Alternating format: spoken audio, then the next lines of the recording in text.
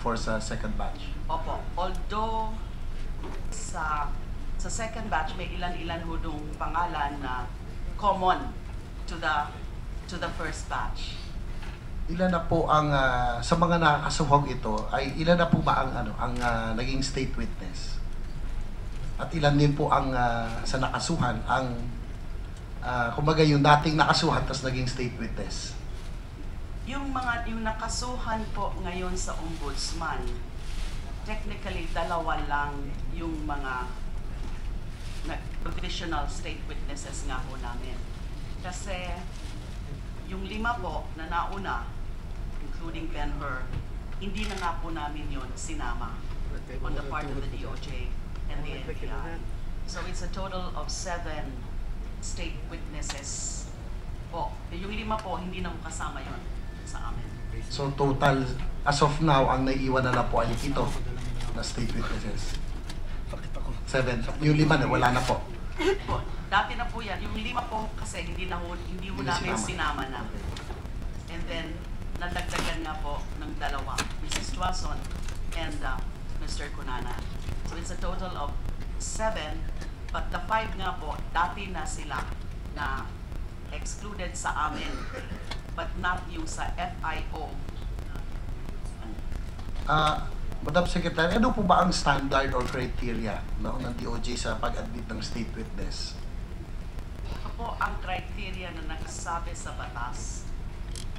And I'm referring to the WPA law. Yun po ang criteria. At doon nga lang po kami nagfo-focus. Yun po ang patayan po namin.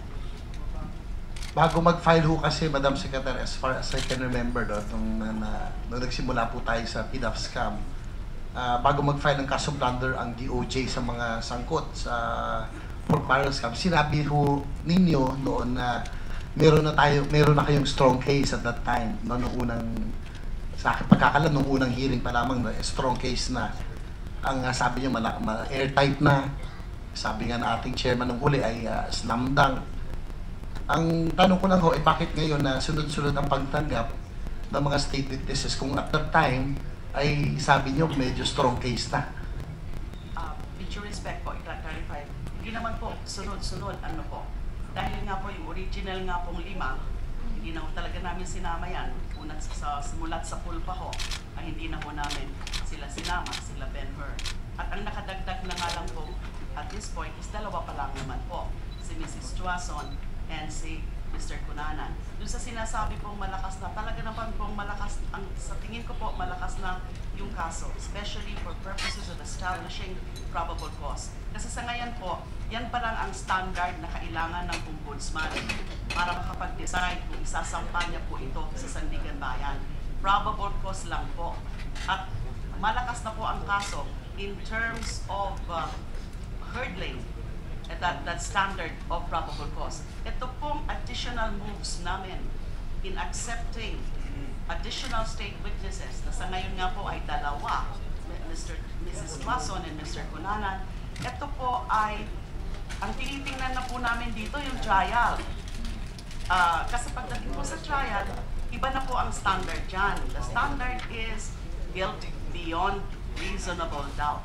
So kung sa tingin mo namin, meron talaga ng mga posible na mga state witnesses na magiging very valuable, essential, helpful, useful na para lalong mapalakas ang mga kaso just to be able to meet the threshold of guilt beyond reasonable doubt.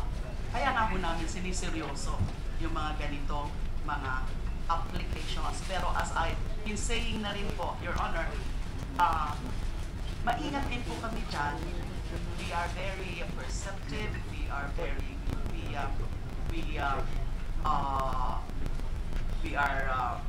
are careful na hindi naman kahit sino na lang na mag-volunteer to be a state witness ay tatanggapin namin because there are requirements in the law.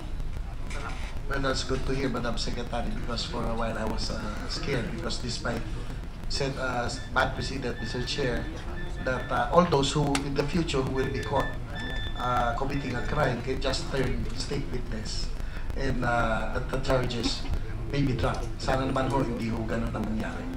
Makakaasa po kayo, Your Honor, and gusto ko lang nung sandali na lang po ito, dapat din po maintindihan na ang decision po kasi yan, the determination of who to consider as a state witness, meron hong sinasabi ang Supreme Court dyan na it's actually a tactical decision and it's a prerogative of the prosecution which will be subject to judicial review only if there is a clear showing of grave abuse of discretion. Tactical decision kasi